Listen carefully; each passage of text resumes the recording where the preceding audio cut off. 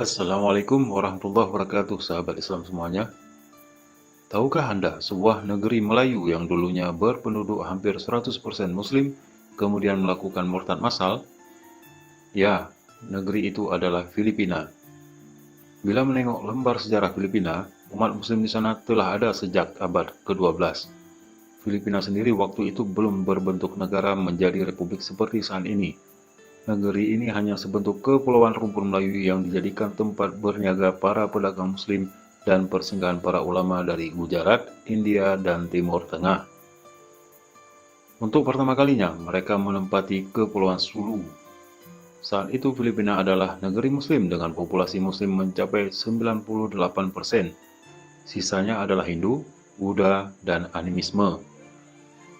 Nama Philippines diturunkan dari nama Raja Spanyol Philips II pada abad ke-16 yang para pelautnya menemukan kepulauan itu lalu secara sewenang-wenang menyatakan sebagai kepulauan milik Raja Philip. Padahal, siapakah sebenarnya pemilik sah dari kepulauan itu? Islam masuk ke Filipina melalui seorang ulama yang bernama Syekh Karim Al-Makdum. Selanjutnya di Filipina kemudian terbentuk beberapa kesultanan Muslim, yaitu Kesultanan Maynila, Kesultanan Tondo, dan Kesultanan Maguindanao. Kesultanan tersebut tunduk di bawah kesultanan yang lebih besar, yaitu Kesultanan Brunei dan Kesultanan Sulu. Kesultanan Maynila merupakan cikal bakal ibu kota negara Filipina saat ini. Nama Manila berasal dari kata Fi Amanillah yang berarti di bawah lindungan Allah. Nama ini dideklarasikan oleh Sultan Bolkiah dari Kesultanan Brunei. Pada tahun 1521, penjelajah Spanyol kelahiran Portugis, Ferdinand Magellan, mendarat di Samar dan Leyte dan mengklaim kedua pulau itu milik Spanyol, tapi kemudian mendapatkan perlawanan dari tentara Kesultanan dari Pulau Mactan yang dipimpin oleh Datu Lapu-Lapu. Sisa pasukan Magellan kabur ke Spanyol dan mempersiapkan armada yang lebih kuat untuk menjajah Filipina.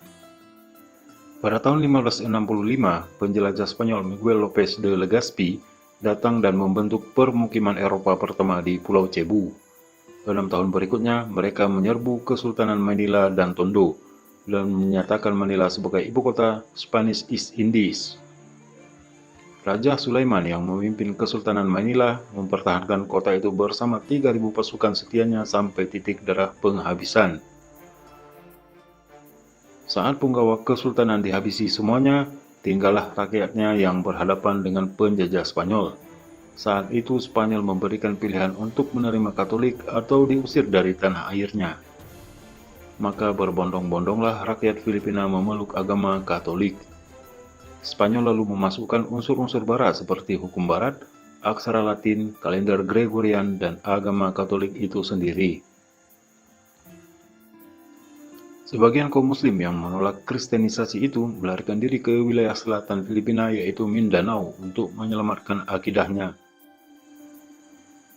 Wilayah ini merupakan satu-satunya wilayah di Filipina yang menolak tegas kehadiran penjajah Spanyol dan agama yang dibawanya.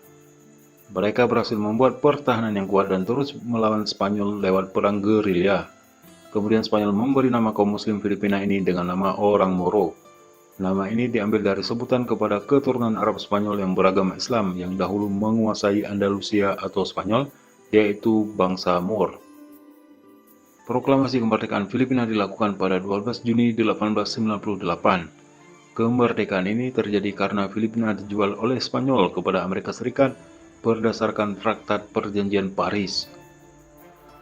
Secara turun-temurun orang Filipina Selatan yaitu bangsa Moro yang notabene Muslim menganggap saudaranya di utara yang merupakan mayoritas penduduk Filipina adalah orang-orang yang tega menggadaikan akidahnya kepada penjajah. Karena itu bangsa Moro di Mindanao terus berjuang untuk memisahkan diri dari Filipina yang telah berbeda secara akidah.